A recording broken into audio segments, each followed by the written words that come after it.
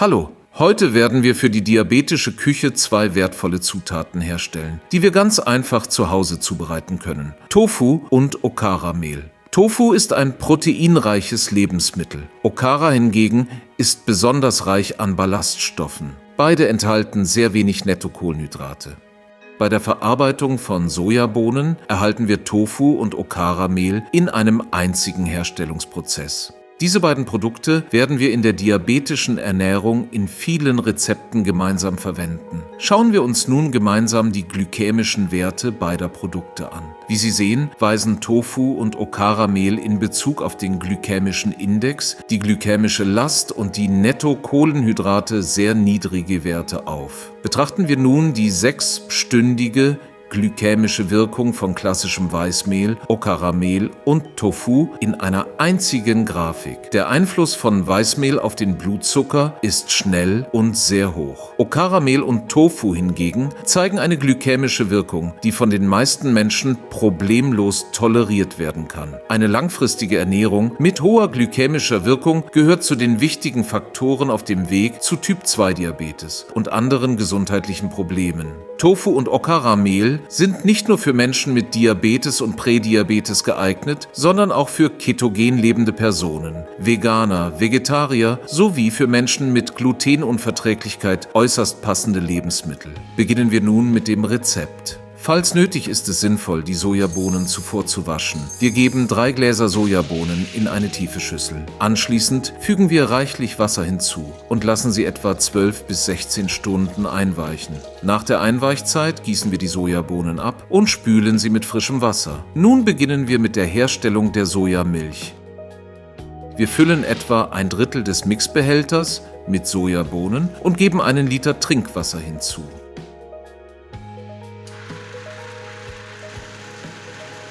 Durch das Mixen erhalten wir eine faserhaltige Sojamilch. Diese gießen wir in einen großen Topf mit einem Fassungsvermögen von 6 bis 7 Litern.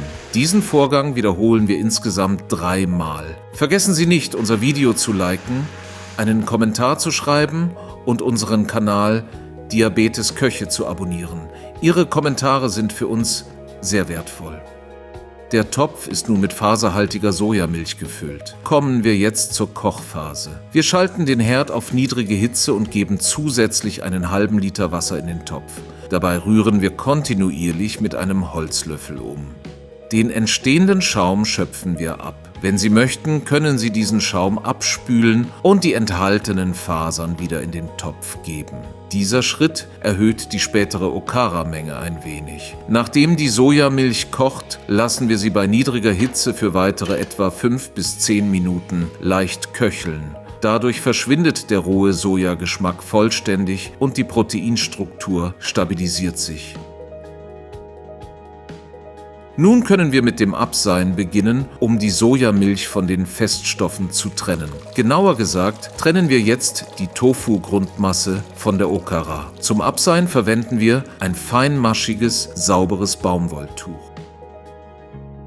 Die von der Okara getrennte Sojamilch geben wir in ein separates Gefäß. Die im Tuch verbleibende Okara drücken wir kräftig aus. Dieser Pressvorgang ist besonders wichtig. Je mehr Flüssigkeit wir entfernen, desto geringer wird der Nettokohlenhydratgehalt des späteren Okara-Mehls. Kommen wir nun zur Herstellung des Tofus. Sojamilch und Okara haben wir bereits voneinander getrennt. Für die Tofu-Bildung sollte die Temperatur der Sojamilch zwischen etwa 80 und 83 Grad liegen. Ein Thermometer erleichtert uns an dieser Stelle die Arbeit erheblich. Sobald die Milch 82 Grad erreicht, schalten wir den Herd aus und geben den Saft einer Zitrone hinzu. Anschließend rühren wir die Mischung für 5 bis 10 Sekunden langsam mit einem Holzlöffel um. Danach stellen wir das Rühren vollständig ein und lassen die Mischung etwa 15 Minuten ruhen. In dieser Zeit trennt sich die Tofu-Masse in der Sojamilch von selbst. Für die Herstellung von Tofu benötigen wir weder teure Zutaten noch spezielle Geräte. Wir legen ein hygienisches Haarnetz in ein Sieb und seihen die Tofu-Masse dadurch ab. Die ablaufende Flüssigkeit kann entsorgt werden. Für den Pressvorgang verwenden wir 2 saubere Plastikbehälter, die ineinander passen. Damit das Wasser gut ablaufen kann, bohren wir in den Boden eines der Behälter zahlreiche Löcher.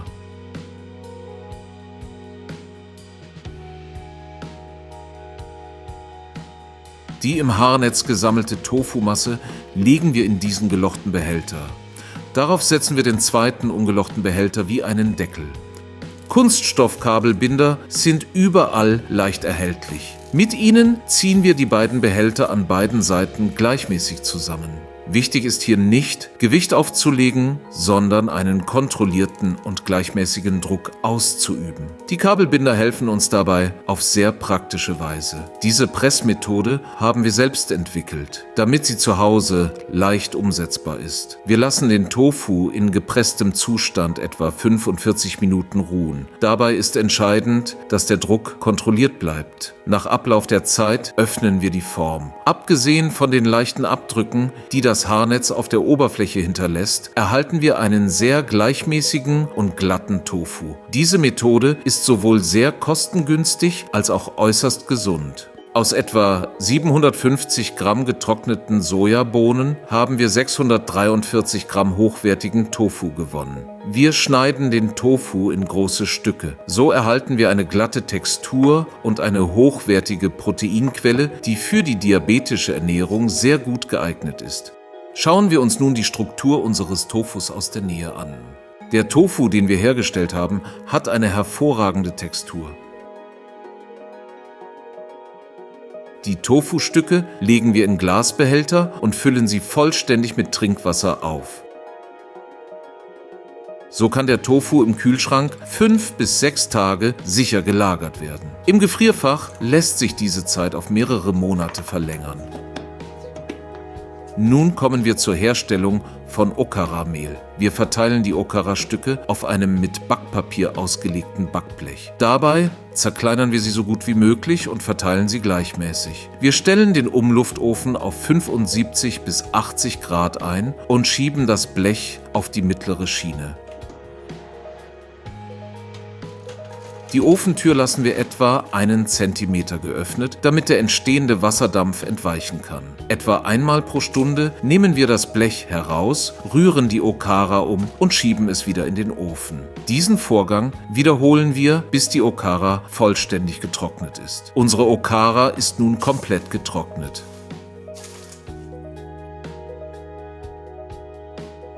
Wiegen wir sie 311 Gramm. Zur Herstellung von Okara-Mehl haben wir 2 Möglichkeiten. Bei der ersten Methode mahlen wir die Okara zu einem feinen Mehl.